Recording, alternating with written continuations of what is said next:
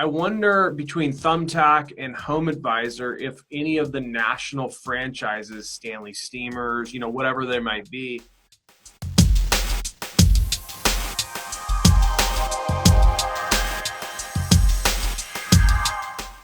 I wonder if they have any like contracts with any big lead gen suppliers like a Thumbtack or a Homeadvisor, where they're, it's part of their business model, because that might be another way to find these kind of like multi-state, multi-city type operations that you can systematically pick off once you've proven the model for one.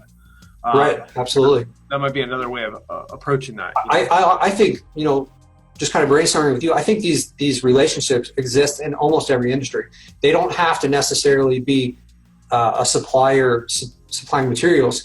There are, imagine you're in like a salon, there's probably some salon software that's on computers and salons all over the place. And, if you can somehow tie it into the relationship with them and give them benefits, they can probably hook you into people that, give you a much more warm lead. So I think those whether it's a supply chain relationship or just someone who's in the same industry as you, but maybe not creating leads, maybe providing some other service within that industry, creating a relationship with them, I think is a really good way to kind of get your foot in the door. So it's not a cold lead, and they can cherry pick their best people if you're providing value. Yeah, so one of the ways when I was consulting for a company and we were looking for ways to get in the door, and I've talked about this briefly, but sometimes when it's on my live stream, stuff glazes over because I'm just rolling so quickly. But we went and we hired people that had pre-existing relationships in industries. So we would go to like monster.com and we'd look for the resumes that had, we'll just give a generic example, but if you were trying to get into dental clinics, I'd want to go find someone that had a book of business with dentists. Maybe they sold dental software in their past profession, or maybe they currently were doing that, but they were looking for a new job. So you can approach it multitude of different ways. You can hit someone's sphere of influence based on their past, right? So if you took like Game Changer, if you wanted to get into car dealerships, you go and recruit someone that was the Auto Trader rep, for the local market, and they already have relationships. They know the GMs or the decision makers at every location, and they can simply walk in there. There's two ways to do it. You don't have to hire them necessarily. You can bird dog them. You can say, listen, I know you're the Auto Trader rep.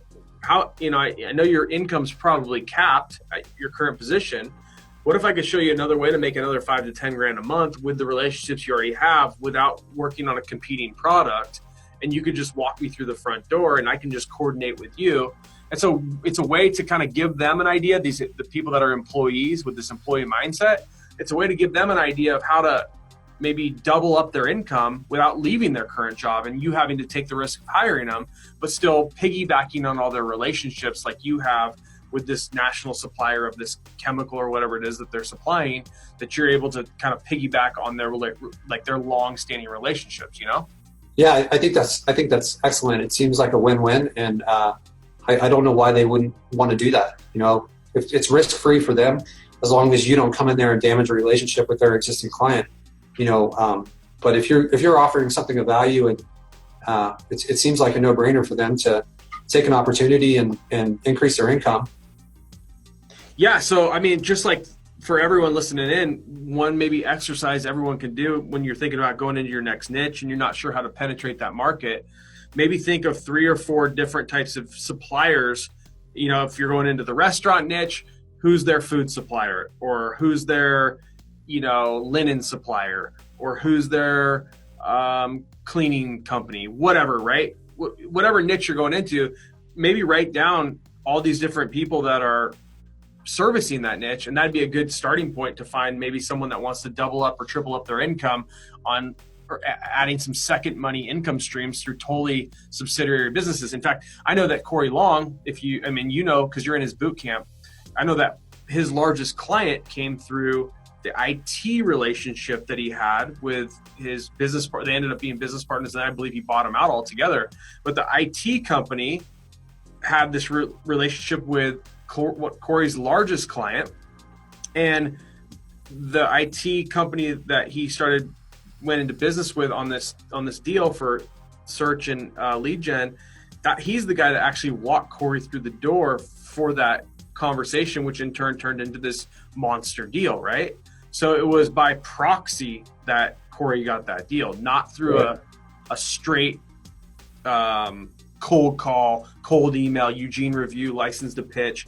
It was relationship driven, strategic relationship driven strategy, which we need to come up with a great name for this, what you've talked about, because it's actually very relevant to, I think, everyone that's watching this. You know, I think everyone's got there's a relationship somewhere that you know of that you're probably not utilizing to its full capacity that could be walking you through the door to tons of different clients.